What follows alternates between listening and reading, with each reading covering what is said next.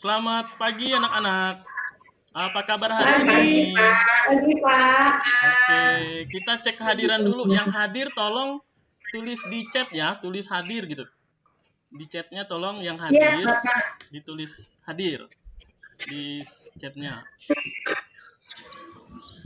Nanti Bapak cek dari chatnya yang hadir. Oke, sebelum memulai pelajaran, silahkan Ainur pimpin kita dalam doa dulu. Oke, terima kasih Ainur. Nah, tentu kalian masih ingat kan materi sebelumnya? Itu tentang sistem pencernaan. Nah, pada proses pencernaan, nanti makanan yang kalian makan itu kan akan diedarkan ke seluruh sel-sel tubuh. Nah, ini Bapak ingatkan materi sebelumnya tentang sistem pencernaan. Nah, Bapak ada kuis nih, ada pertanyaan. Siapa yang bisa jawab, nanti dapat poin. Nah, kuisnya, siapakah aku? Bentukku cair. Seperti ojek online, tugasku itu mengantarkan makanan sampai ke seluruh sel-sel tubuh. Kalau ojek online itu seragamnya warna hijau, nah, seragamku ini berwarna merah. Siapakah aku? Ayo. Saya, Pak. Saya, Pak. Saya, Pak. Ayo, Ina dulu, Ina. Hari ini kita akan belajar sistem peredaran darah. Untuk pertemuan kali ini, kita fokus dan spesifik belajar tentang darah. Oke. Lanjut. Tentunya anak-anak pasti pernah luka kan bagian tubuhnya? Ayo, ada yang nggak pernah luka nggak? Pernah, Bapak. Jatuh dari sepeda. Oke, jatuh dari sepeda. Pasti semuanya pernah jatuh. Nah, apa yang keluar dari luka kalian tersebut? Kalau kalian luka, ada sesuatu yang keluar nggak dari luka itu? Darah, Pak. Nah, kita mesti bersyukur di dalam tubuh kita ada mekanisme pembekuan darah. Sehingga darah kita tidak mengalir terus-menerus saat kita luka. Nah, pertanyaan selanjutnya, ada yang tahu bentuk darah nggak? Kan pasti pernah melihat darah. Bentuknya seperti apa? Bahar mau jawab, Bahar? Bentuk darah. Cair, Bapak. Seperti air, Bapak. Cair. Kuis kedua nih, ada pertanyaan kedua. Kita kaitannya dengan darah.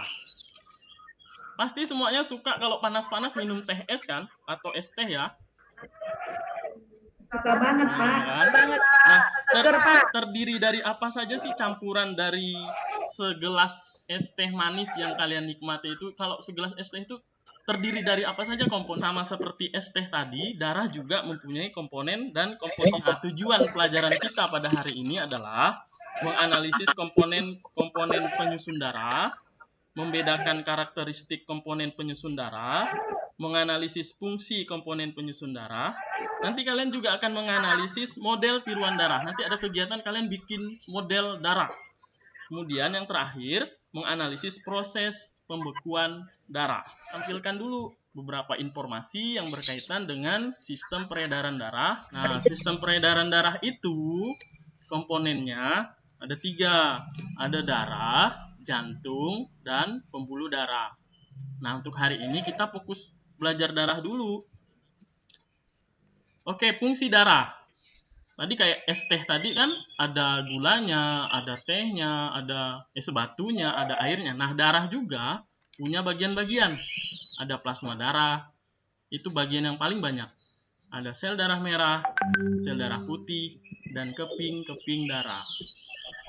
Yang terakhir, komponen darah itu adalah trombosit.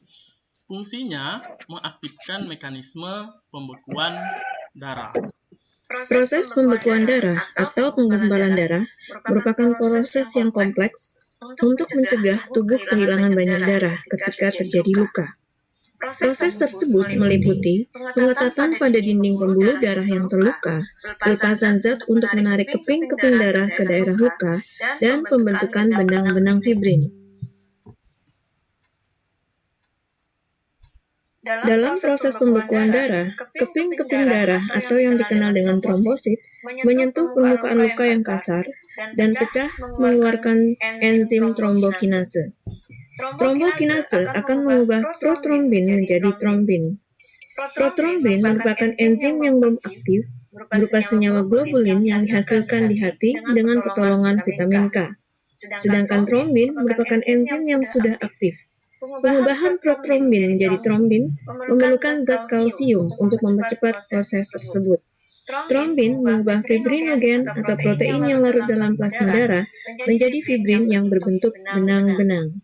Nah, untuk menanggapi video dan slide tadi, nah tadi sudah Bapak bagikan LKPD di grup ya. Sudah dibuka anak-anak?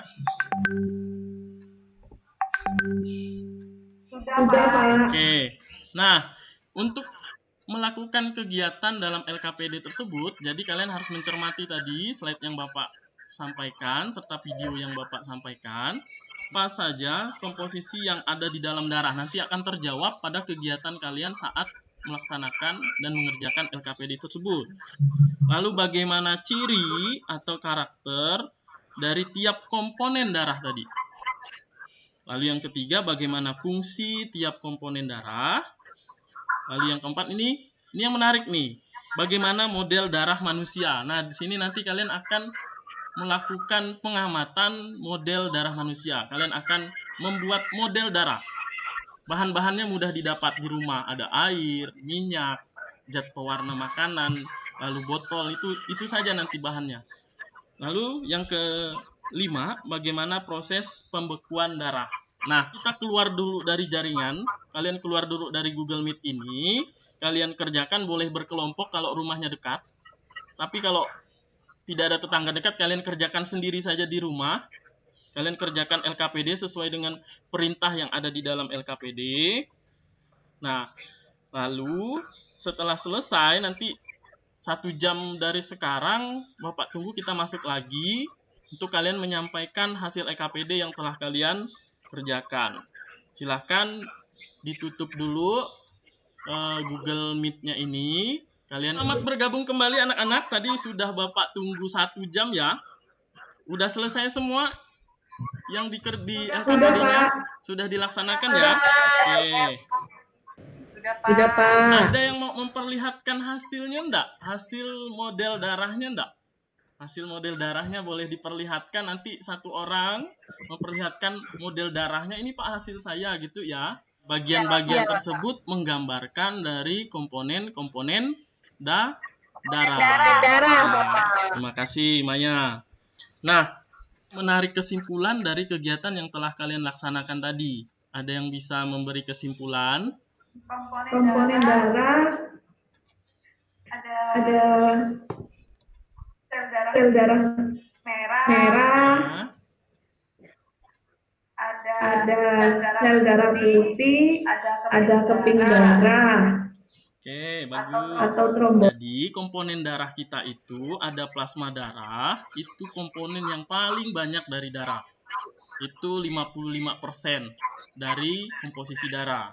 Lalu yang kedua, itu ada sel darah merah yang mengandung hemoglobin, itu yang menyebabkan darah kita berwarna merah.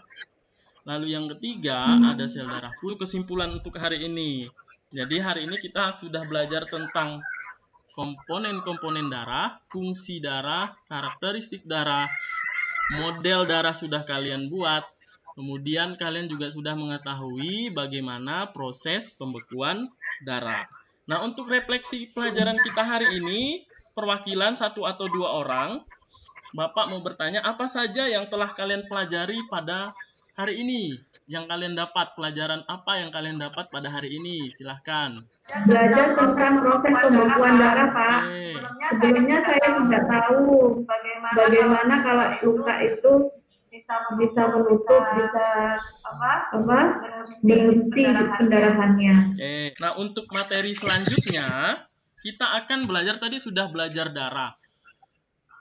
Untuk sistem peredaran darah, materi selanjutnya adalah jantung dan pembuluh darah. Ini juga hal penting dari sistem peredaran darah. Nah, untuk mengakhiri pelajaran, sebelum kita akhiri, Bapak minta tolong Ina pimpin kita dalam doa sebelum kita mengakhiri pelajaran kita hari ini. Silahkan Ina. Jangan lupa jaga kesehatan, selalu ingat 3M ya. Selalu memakai masker, selalu mencuci tangan, dan selalu menjaga jarak. Terima kasih. Sampai jumpa.